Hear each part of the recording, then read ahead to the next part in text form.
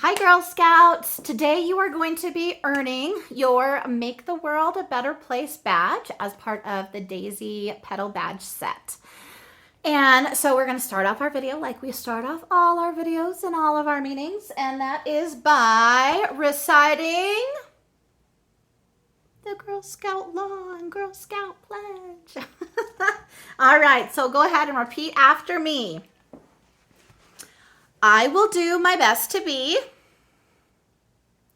honest and fair, friendly and helpful, considerate and caring, courageous and strong, responsible for what I say and do,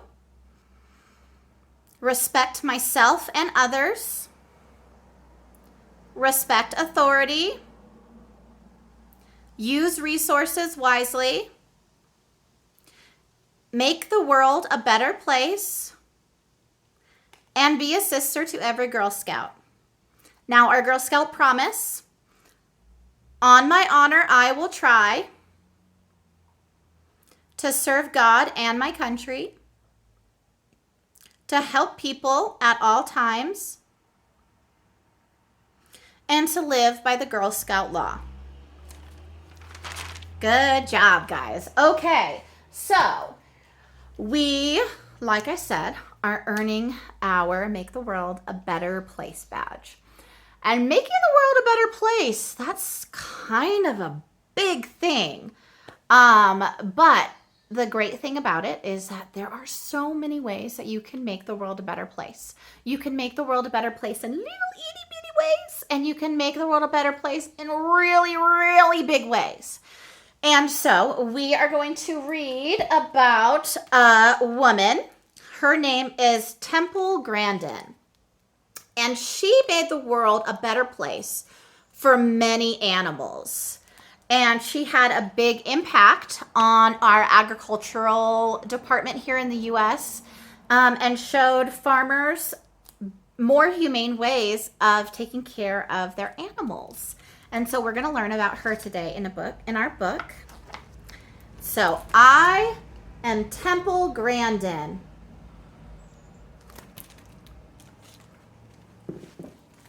There is no one like me, and there's no one like you. That's what's great about being different. I was born with bright blue eyes, lots of fluffy hair, and a dimple in my chin. But that's not what makes me different. From the start, my mother knew I wasn't like anyone else.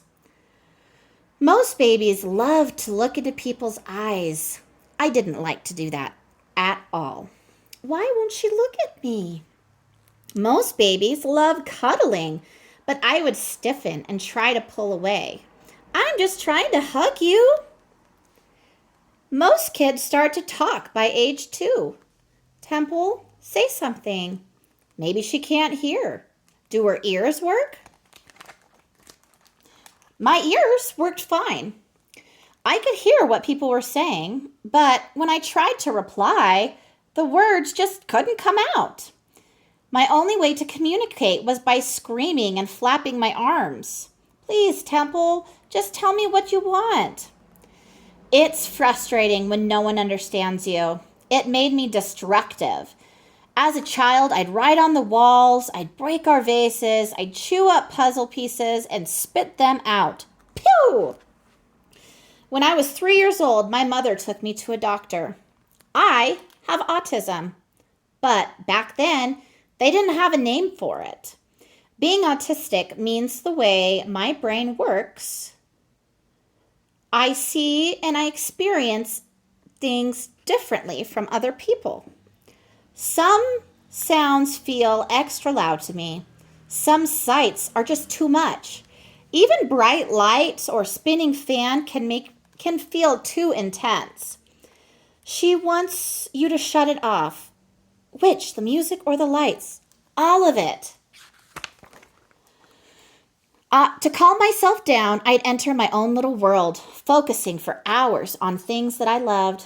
She's really into spinning pennies. Yep. How long has she been staring at it? Hours. And she doesn't get bored? Never. My mother found a wonderful speech therapist who figured out how to help me communicate. I was nearly 4 years old when I spoke my first words.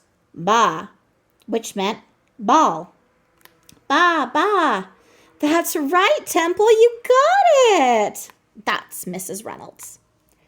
It wasn't easy for me. Sometimes when people talked to me, I'd turn and run away and refuse to face them. Temple, please look at me. Most people like eye contact, but for me, that felt too intense. Birthday parties were even harder for me. To my brain, all the noises, popping balloons, kids bumping into each other, it felt like the noise of a freight train. My nose was sensitive too. If someone's perfume was too strong, I couldn't focus on anything else. To calm myself down, I would go back to my inner world. On a beach, I'd sit for hours, letting sand run through my fingers. I'd stare at every little line on my hand like it was a map. Sometimes I'd spin myself just like a penny, and it made me feel powerful.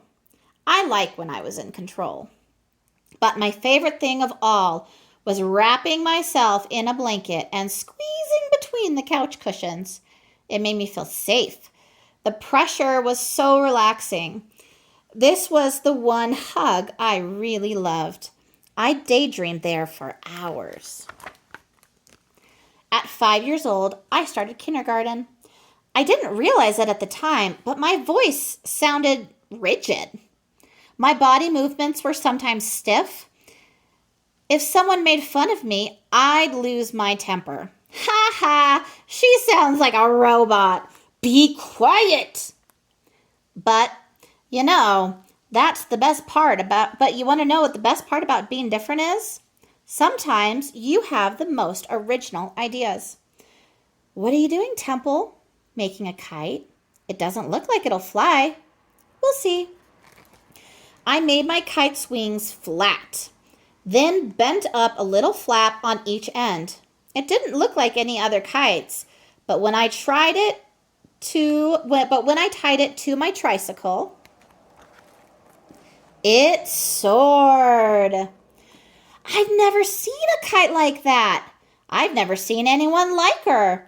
She is definitely one of a kind.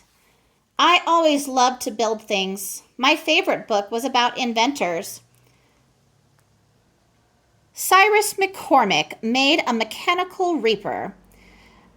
Elias Howe made the sewing machine. That was my grandfather.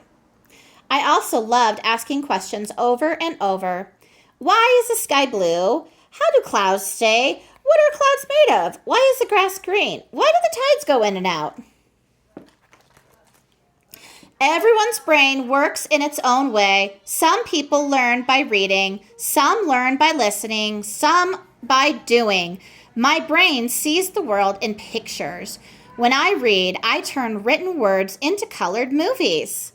If I see the phrase Great Dane, I picture Danisk, a Great Dane I once saw at my school. Then I picture Helga, another dog I met. Then I picture my aunt's dog, and then one from an advertisement. The first for a word like under, I picture being under a cafeteria table back at school. Then a submarine under the Antarctic, and the Beatles singing Yellow Submarine. From there, I watched the movie play in my head. The Great Dane is under the bridge. My ability to see things differently is what helped me build that kite. I could see the structure of it in my head, but it also made it harder to teach me. I was too young to explain to anyone how my brain worked. Thankfully, my mother never gave up on me. This is your new school, Temple. You can do this. Just take it step by step. As she said goodbye, I was rigid as a pole, unsure how to connect. But my new teachers knew how to get me involved. Would you like to see our horses? Horses? Instead of forcing me to be like everyone else, they focused on the things that I was interested in. Temple, would you like to hear how horses interact? I'd love to. They figured out what talents I had and they encouraged me to keep using them. I've never seen a model rocket built like that. How did you do it? In my head, I can picture different ways to build things. Well, keep going. It's wonderful. And when I was sad, I'd dream of a magical machine like the cushions on my sofa to help soothe me and make me feel better. The most important summer of my life came during high school when I went to visit my aunt in Arizona. On her ranch, she had a squeeze chute which holds animals so that you can give them medicine. I noticed that when the panels squeezed shut, the animals got calmer. You see something, don't you, Temple? Can I go in and try it? At first, I was scared in the machine. I asked my aunt to squeeze the sides against me. For the first 5 seconds, my body panicked and went stiff. But in no time, a wave of relaxation took over. For 30 minutes, I felt calm. It was the first time I was ever truly comfortable in my own skin. Back at my school, some people thought I was weird and they wanted me to be more normal. Luckily, one teacher encouraged me to make my own squeeze machine for people. I see pictures in my head. Well, then follow those pictures and build it. This is the first one I made out of used plywood. You know what relaxes you, Temple? Now you have to figure out why it relaxes you. You need science for that. Bring it on, science, and bring on science and bring on college. It was one of the best lessons of my life. It's good to be weird. In fact, it can be fantastic. One night, nervous about going to college, I went up to my roof to think. The building was under construction, but I found a small door that led from the main roof to an even bigger roof with another door. And when I went through that door, the world seemed so much larger. I knew what I had to do. Like my mother said, take it step by step, little by little, from one door to the next. In college, I built the second version of my squeeze machine. Once I learned how good it felt to be held, how secure it made me feel, I finally understood what kindness was. The squeeze machine taught me how to pet my cat gently. Before that, I was always hugging him too tightly. I used to think my classmates were different, but now I realized I was different too. I was autistic. I was a special individual, and now I knew what was special about me. From there, I found my purpose, to build things that would help everyone be more gentle and caring.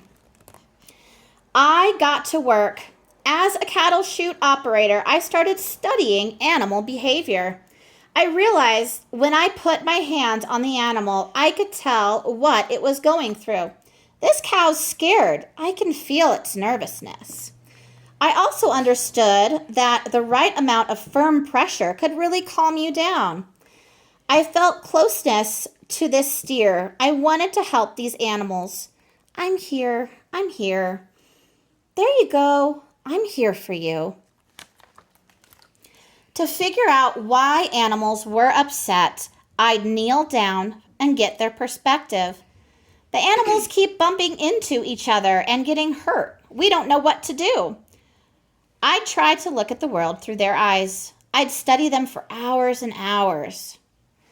Look where the sun is in the sky. When cattle are being driven, they may refuse to move into the rising or setting sun because it's too bright. Oh, you're right. I knew what it was like to feel things at a higher intensity. Being autistic helped me understand things in ways that no one else could. My visual thinking style also helped me build things in my ways. They had never been built before. I designed chutes and pens that were round when I noticed that the cattle followed curved paths more easily. See, now they're happier.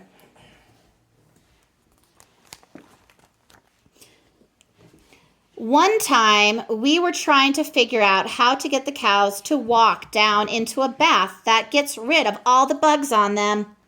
For some reason, the cows wouldn't go down the ramp. It's slippery. That's why they won't go. They're scared of falling. Some people weren't happy that a woman, much less an autistic one, was telling them what to do. They said my work on cattle behavior wasn't a proper thing to study. In the end, their solutions didn't work. Mine? They sure did. Wouldn't you be scared going down a slippery ramp? She's got a point. To make it safer, we changed the ramp from steel to concrete with grooves for better footing. The cows started walking down calmly and safely. All across the country, companies brought me in to help. As always, I study the animals. I'd work with them, not against them. The cows are too excited. They're crashing into each other. They want to play. They can see their friends right there. They're just like kids separated on a playground. She's right again.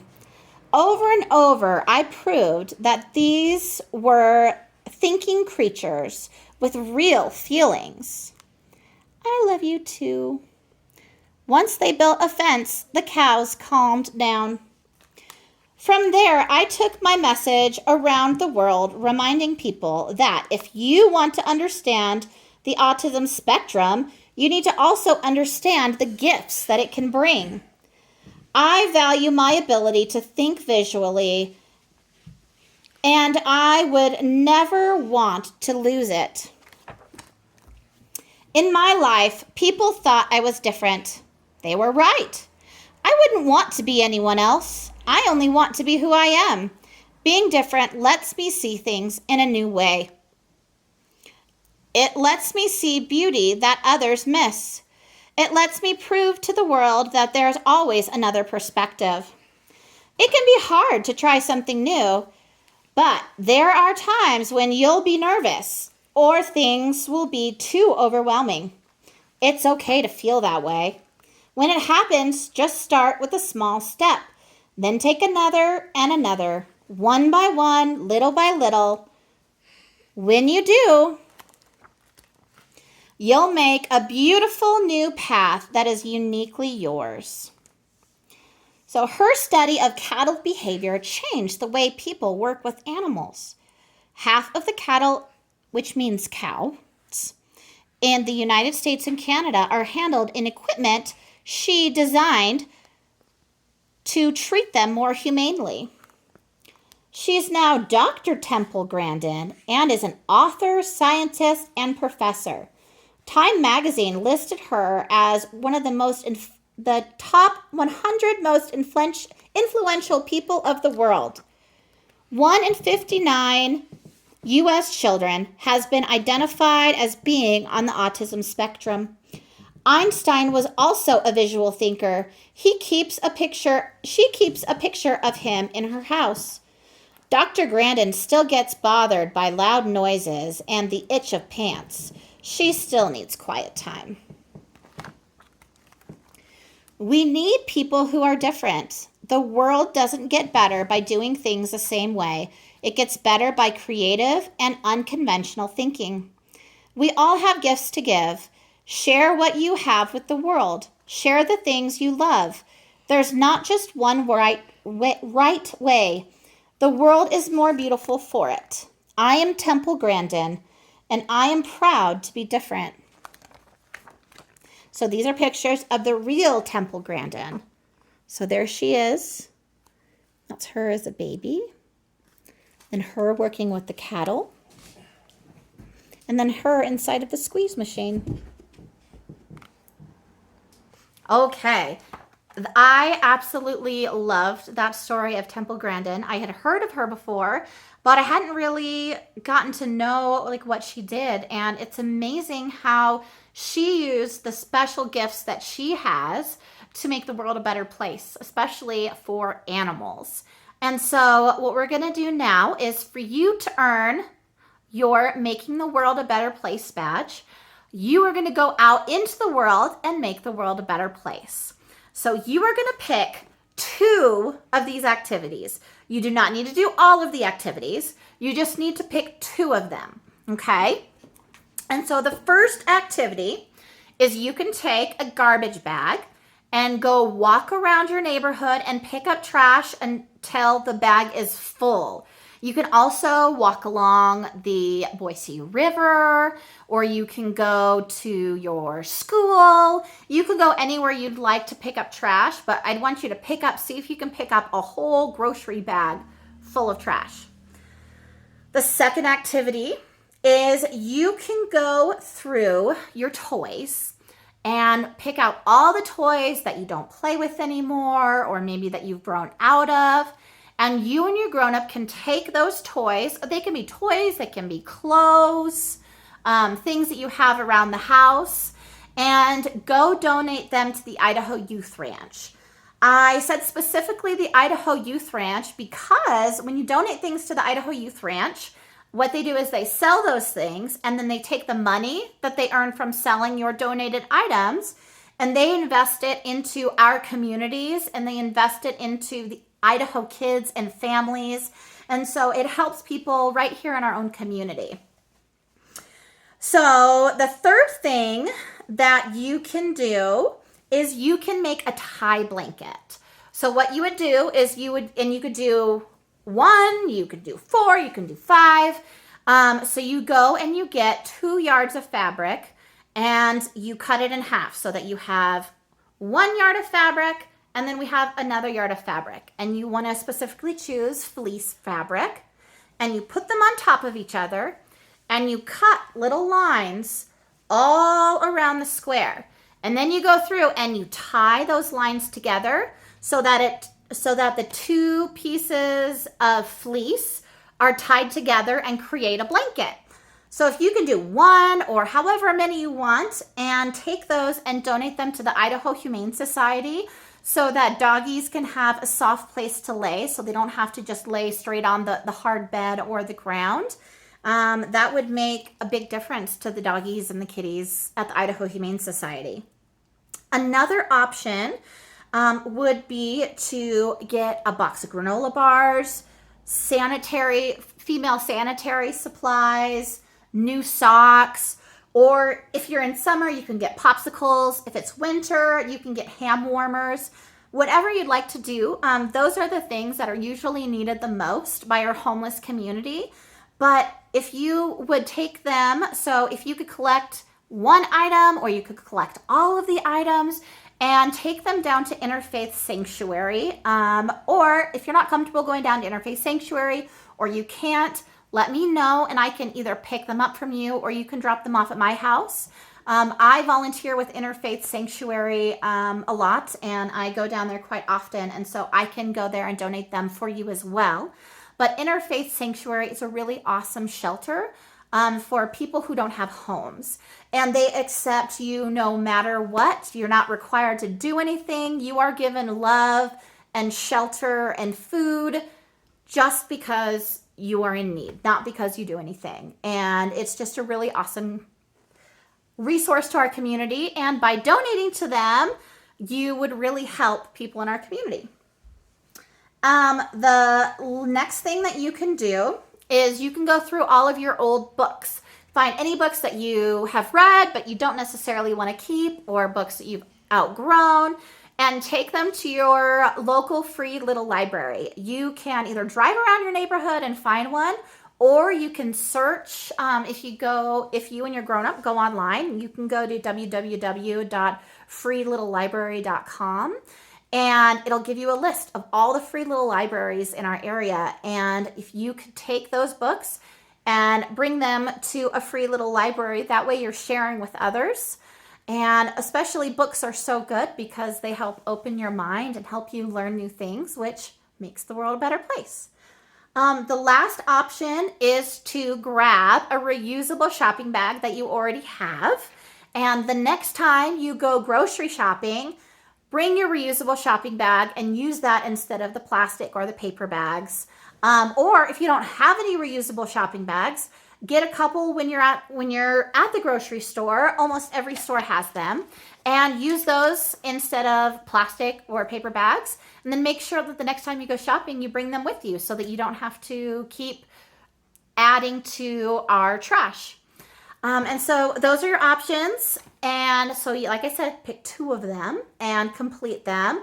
And when your grown-up contacts me to let me know that you've completed the activity, make sure they tell me, I'm just curious, as to what 2 activities you chose to do.